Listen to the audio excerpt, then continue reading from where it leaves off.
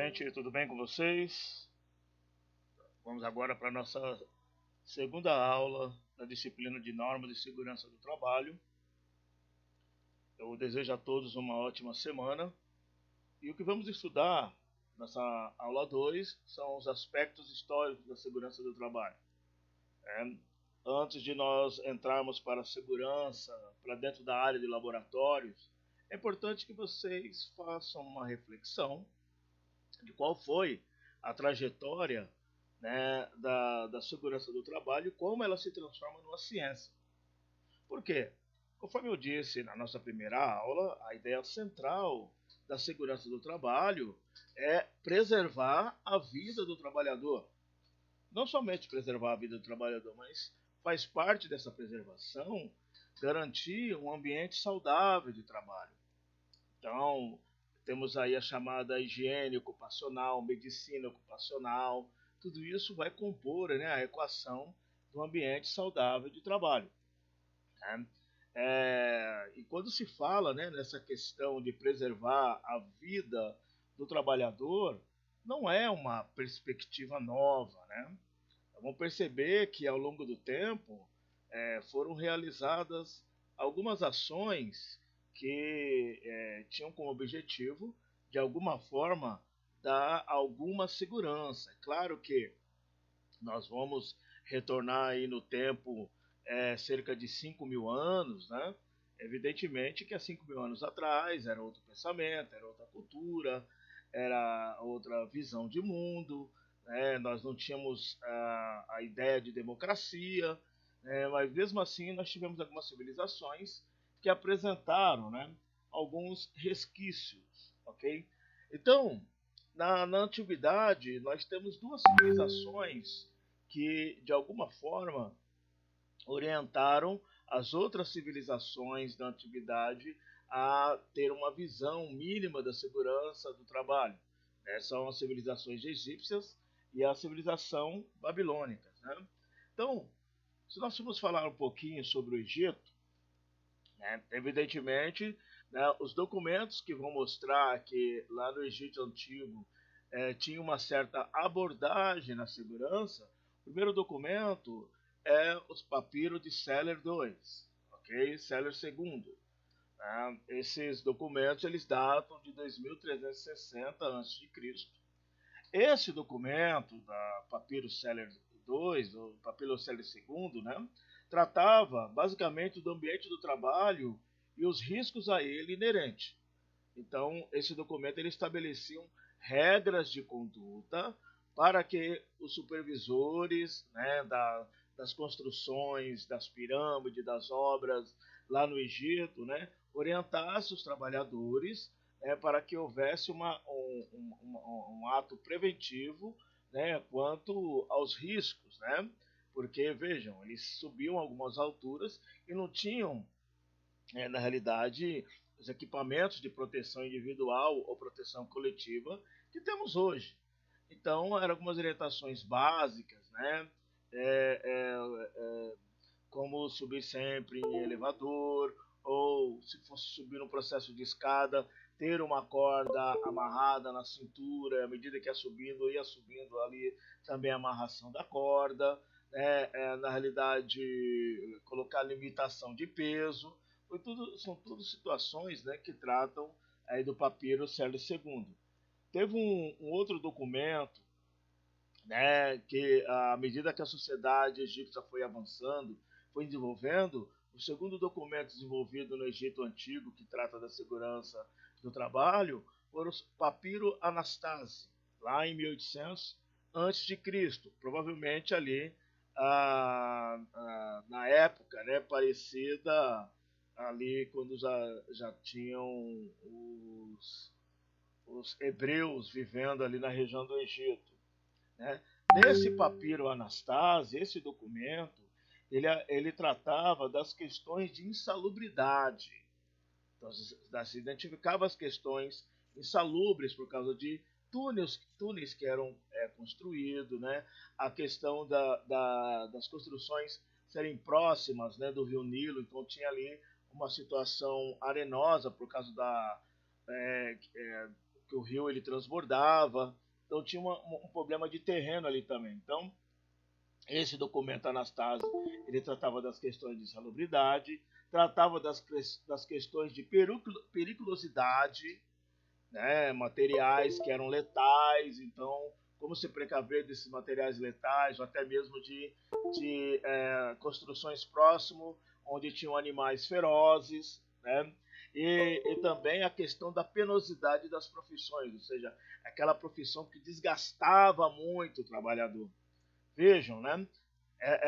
Essa questão de salubridade, periculosidade, penosidade, que faz parte da proteção ao trabalhador na Constituição brasileira, né, já é algo que é tratado, né, há aproximadamente 5.000 anos atrás.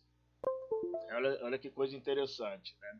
Bom, basicamente, no Egito desenvolveu esses conceitos de segurança do trabalho. Mas, assim, teve uma outra civilização que é, é, foi um pouco mais profundo, né, nessa questão das relações, né, de sociedade, né, que é na civilização da Babilônia. Né? Na realidade, tem um dos códigos extremamente conhecidos, uns códigos de leis extremamente conhecidos, desenvolvidos no mundo antigo. Há quem diga, né, que os códigos de leis, né, que aparecem no Velho Testamento Bíblico, né, eles se originam desse código babilônico, que é o Código de Hammurabi, né, que surge ali em 2000 a.C., né? E o Código de Hammurabi, ele na realidade ele está organizado mais em artigos, na realidade organizam a vivência de uma sociedade, né? O Código de Hammurabi ele dedicou, né, a 281 artigos que regulamentavam as relações de trabalho, as relações de família, as relações de propriedade e as relações de escravidão. Veja, né, uma Constituição bem ampla, mas uma Constituição que trabalhava as questões das relações. Dentro desses 281 artigos, tinha o capítulo que tratava da responsabilidade profissional. Vou dar só um exemplo para vocês. Se uma casa fosse construída e essa casa por algum motivo desmoronasse, ficasse provado que foi erro de quem projetou ou erro de uma espécie de arquiteto na época, né? Esse arquiteto era penalizado com a morte. Não por acaso, né, que o Código de Hammurabi ele tem uma precisão muito forte, e também a questão de como ele responsabiliza, né, quem prevarica, né, as leis, né, era muito duro. Então aquela expressão olho por olho, dente por dente, na verdade nasce um pouquinho dessa questão do Código de Hammurabi. Mas o Código de Hammurabi era mais avançado que os papiros egípcios, porque o Código de Hammurabi ele organizava as relações, né, dentro de uma sociedade e deixava bem claro, né, as questões ligadas a trabalho, família, propriedade e também as questões ligadas ao problema da escravidão, ok? Bom, ainda quando a gente vai ainda para dentro da antiguidade, nós temos aí a sociedade greco-romana. Bom, a sociedade greco-romanas eram sociedades que se notabilizavam por ser sociedades extremamente escravagistas, né? Para vocês terem uma ideia, a cidade de Roma, na época de Cristo, era uma cidade que tinha cerca de 1,5 milhão de habitantes. Desse 1,5 milhão de habitantes, cerca de 800 mil eram escravos. Você tinha escravos de todas as hierarquias. Você tinha aquele escravo que era para o serviço doméstico, você tinha aquele escravo que era para o serviço de segurança, você tinha aquele escravo que, existia o escravo que era mais letrado, que geralmente ele era utilizado para ser um tutor dos filhos dos ricos, ou ser ali um professor. Então, você tinha, melhor, você não, né? Na realidade, tinha os escravos que eram utilizados para os prazeres, né, os prazeres sexuais, os escravos que eram utilizados para os prazeres esportivos, como eram os gladiadores, Então, na sociedade assim, ela era bem dividida entre livres, né, e escravos, né? Então, mesmo sendo uma sociedade extremamente escravagista, né, nós teremos aí na figura de Plínio o Velho, que foi um filósofo romano, e ele foi um dos poucos que escreveu sobre a questão, talvez o único que tenha escrito, né, nesse momento histórico, alguma coisa referente à problemática, né, da segurança do trabalho. Né? Então, ou seja, no século I da era cristã, Plínio Velho ele escreveu algo chamado, né, de História Naturalis, né, História da Natureza, História Natural, que questionava as condições de saúde dos trabalhadores expostos ao chumbo e à poeira, né, porque era aqueles trabalhadores enviados às minas, né, para poder retirar esse tipo de material. Então, esses trabalhadores ficavam expostos. Ele descreveu os primeiros equipamentos de segurança que protegia o rosto com panos. Né? Então, na realidade, ele preocupado com pela mortandade que era gerado, né, nessa época, por conta, né, desse processo de trabalho que existia na sociedade greco-romana, né, entre vários trabalhos. Então, ele pensa que para prolongar a vida daquele trabalhador, mesmo sendo escravo, né, era necessário que fosse criado alguns equipamentos de segurança, como se os soldados tinham equipamento de segurança, o trabalhador também precisava ter. Então ele desenvolveu alguns, e o mais conhecido foi, né, um protetor de pano para o rosto para proteger da questão da poeira e da questão do chumbo, ok? Bom, quando chega na Idade Média, né, então a Idade Média estamos falando ali do ano 400 depois de Cristo até 1400. Então a Idade Média ela durou, né, cerca de 1000 anos. Nós temos a alta e a baixa Idade Média, né? Se vocês consultarem os livros de história, vocês vão relembrar um pouquinho desse período. A Idade Média ela se notabiliza por ser caracterizada por uma sociedade que tinha os senhores, né, que eram os donos dos castelos, né, e esses donos dos castelos tinham vastas extensões de terra e tinha ali um exército, né, para proteger o castelo. Então nós chamamos ele os senhores, né, dono do castelo com seu exército.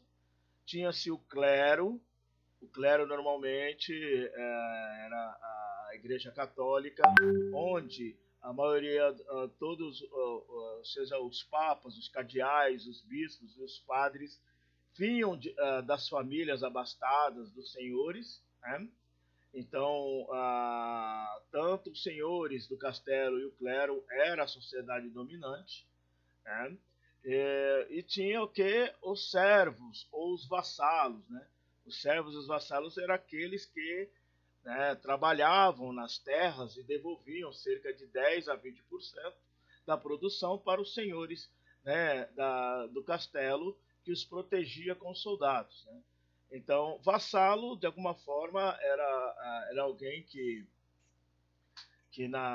arrendava parte das terras, né, custeando tudo e devolvia parte da produção, né, para os senhores. E os servos, basicamente não, trocava, né, a moradia nessa região e alimentos pelo trabalho, eles não recebiam salário, ok? Se recebiam era algo muito. Então, na Idade Média, a sociedade que tínhamos era a sociedade de senhores, clero, vassalos e servos, ok? Então, numa sociedade com essa mentalidade, né, não há nenhum registro de algum documento que trate da questão da segurança do trabalho. Né? Na, é, na, Até porque o pensamento, né, religio, não existia um pensamento crítico nesse momento. Né? Então, a ética religiosa, né, era muito forte. E o pensamento em relação ao trabalho nesse período histórico é que o trabalho era uma maldição. Então, se o trabalho ele era uma maldição, evidentemente que não, não tem por que criar algum documento de segurança para aquilo que é maldito, ok? Bom, quando já está terminando a Idade Média, entramos na Idade Moderna, e quando começa ali, depois do ciclo das navegações, que temos ali o metalismo, o mercantilismo, começa a se ter ali os resquícios da Revolução Industrial, é a movimentação muito grande de pessoas, a geração aumenta a curva de produção. Então nós temos aqui, né, dentro da Idade Moderna, né, ali uma pré-revolução industrial, mas em que começa-se de alguma forma a haver uma exploração de materiais que se tornassem matrizes energéticas, como por exemplo a questão do carvão, né? Então a extração do ferro, a extração do ouro. Então, mas para dentro da Europa, que se tem muito ali a produção de carvão, há uma exposição muito grande desses trabalhadores. Então nós temos ali, né, na abordagem de segurança da Idade Moderna, dois grandes pensadores, né, que trataram desse tema. O primeiro é George Bauer, né, que no século XVI publicou o livro De Re Metallica, né, em que ele faz um estudo da problemática dos mineiros, né, ou seja, aqueles trabalhadores que desenvolviam um trabalho nas minas de carvão, que era chamado de mineiro, e ele chama aquilo de asma dos mineiros. O que foi exatamente isso? Né? Ou seja, esse livro, né, do George Bauer tratava dos problemas relacionados à extração de minérios e à fundição da prata e do ouro, por causa das doenças. Ou seja, esse material, a prata, o ouro, o carvão, mas sobretudo a prata e o ouro, eles geravam muito problemas pulmonares aos trabalhadores. Então, a vida útil daquele trabalhador era muito curta. Então, ele percebe, né, exatamente que aqueles trabalhadores estavam morrendo de algo que nós chamamos hoje de asma, mas às vezes a maioria das pessoas não nasciam com asma, mas por causa da exposição a esse tipo de material, a esse tipo de trabalho, eles desenvolveram a chamada asma dos mineiros. Né? Então, George Bauer, lá no século XVI, ele levanta isso, percebe, né? Ele levanta essa problemática, ele aponta que é um problema, mas ele não cria necessariamente grandes soluções, mas ele levanta uma questão mostrando que tínhamos ali um problema sério de segurança do trabalho. Tá? O segundo autor importante da era da Idade Moderna, né, que é talvez o mais importante, né, para a segurança do trabalho, é o nosso amigo Bernardino Ramazzini, que lá em 1700 ele publicou o livro Trabalhos sobre Doenças Ocupacionais. Na realidade, ele era um médico e ele percebeu que existiam doenças que surgiam a partir do tipo de serviço desenvolvido e pela sequência da repetição daquela atividade, aquela sequência de repetições geravam uma patologia. E essa patologia ele chamou de doença ocupacional. Né? Não por acaso que Bernardo Ramazzini é chamado o pai da medicina ocupacional. Né? Então, ou seja, nesse trabalho, né, vem alguns livros trazem em latim, né, Morbus Articulis Distriba, né, que ele relacionava, ou seja, no livro dele, relacionava os riscos, né, daquela função à saúde, né?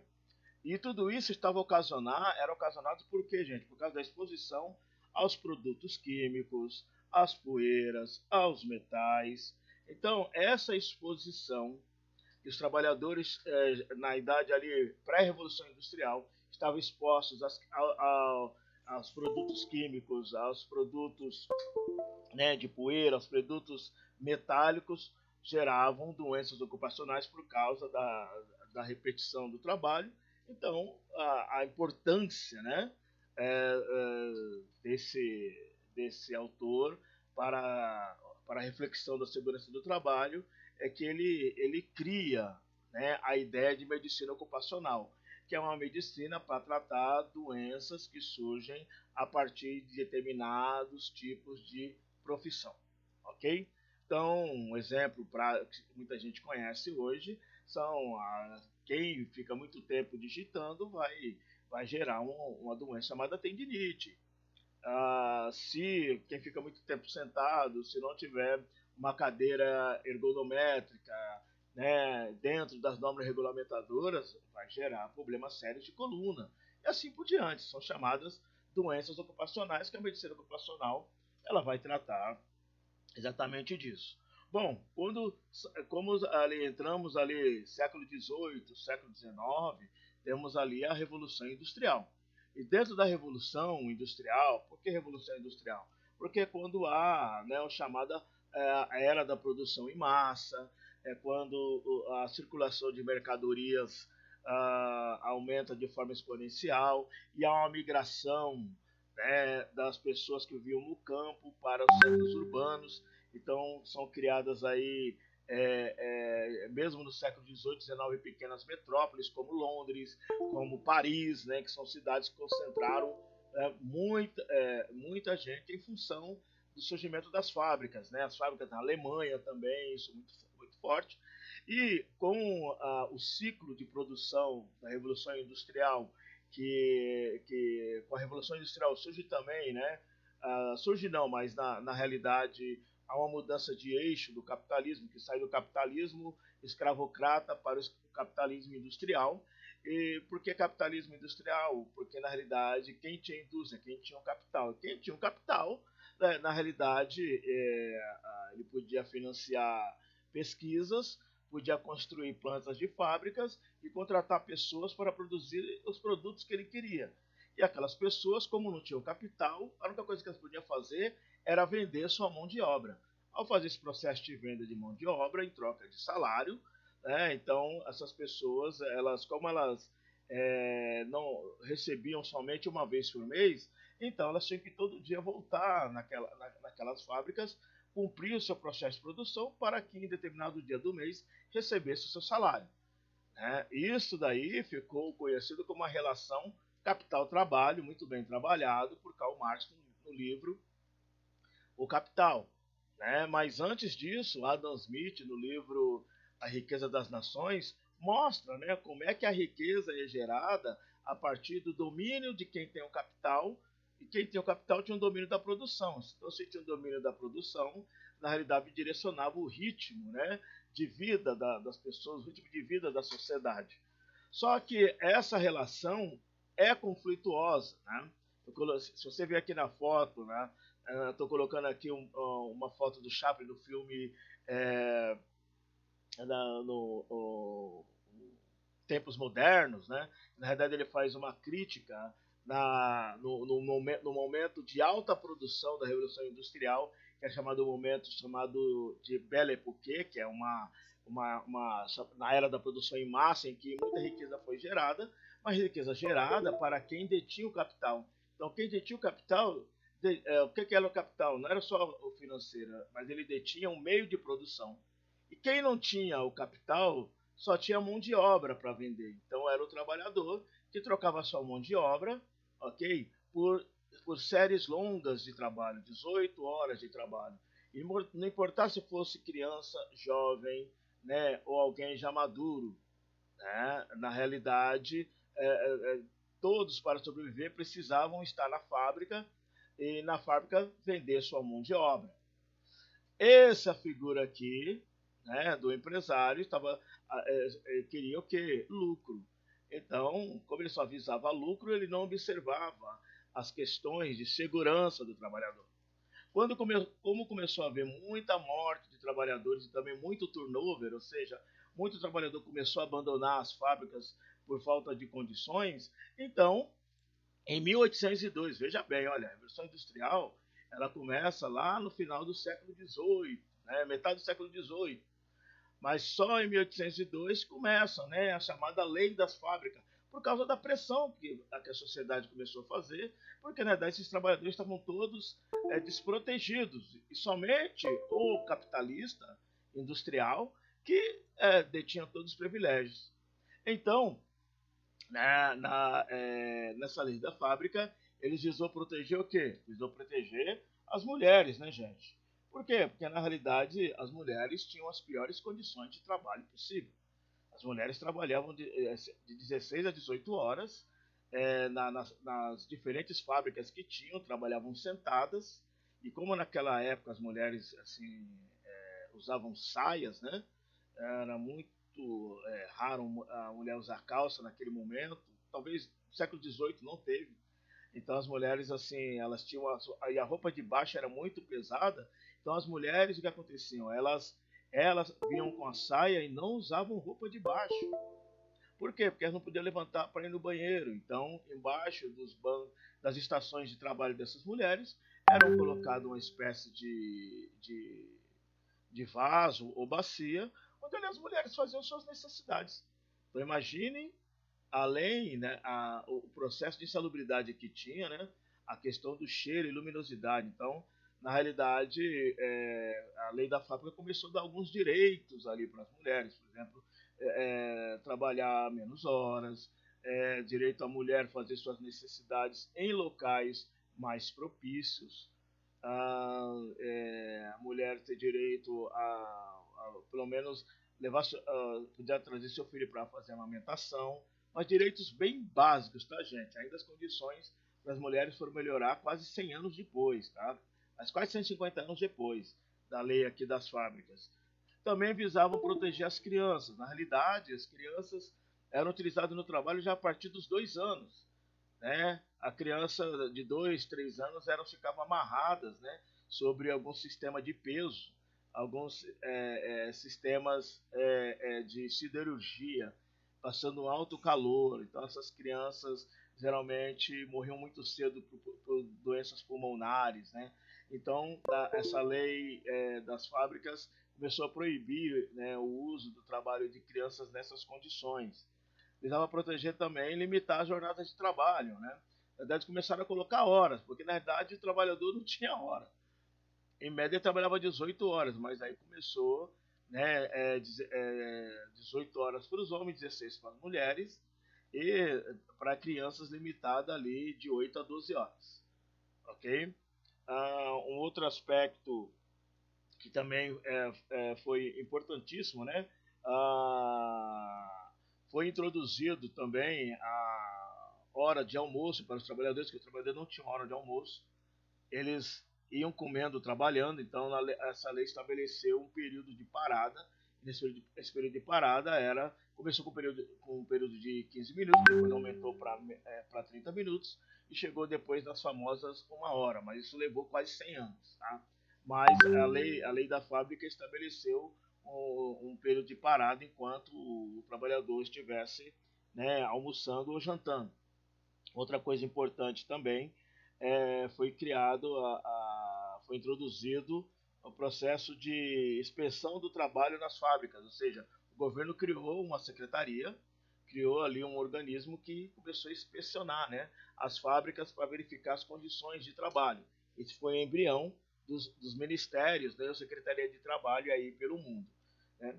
E por fim, né, foi criado também, por parte da esfera governamental, a investigar os acidentes de trabalho, que eram muito comum naquela época, para verificar o seguinte: se foi por falta de criação de norma das empresas, se foi imprudência do trabalhador. Então, essas aqui foram as chamadas leis da fábrica.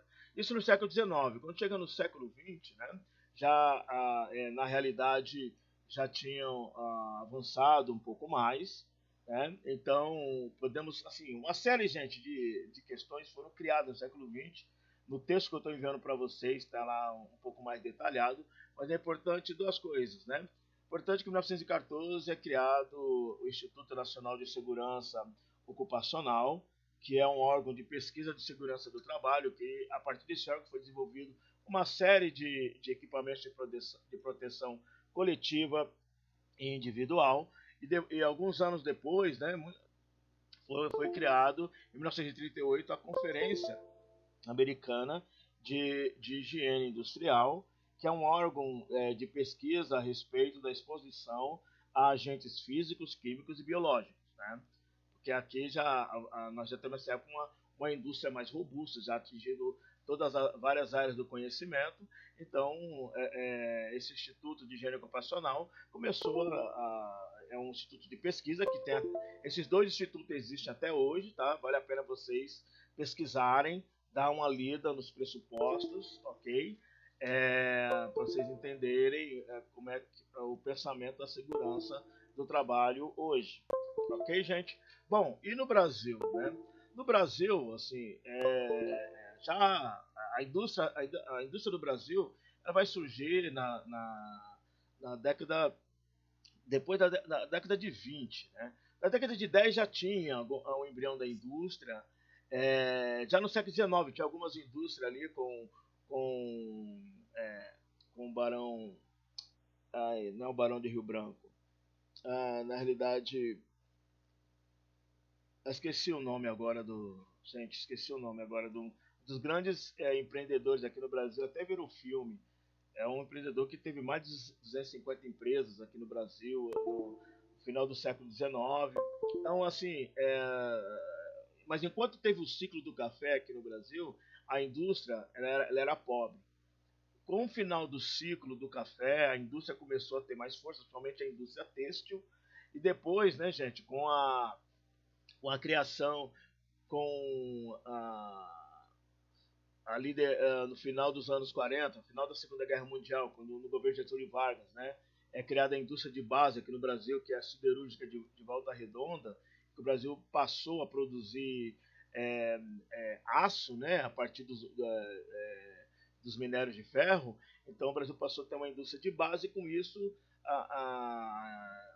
o Brasil pôde partir para vários segmentos da indústria. Né?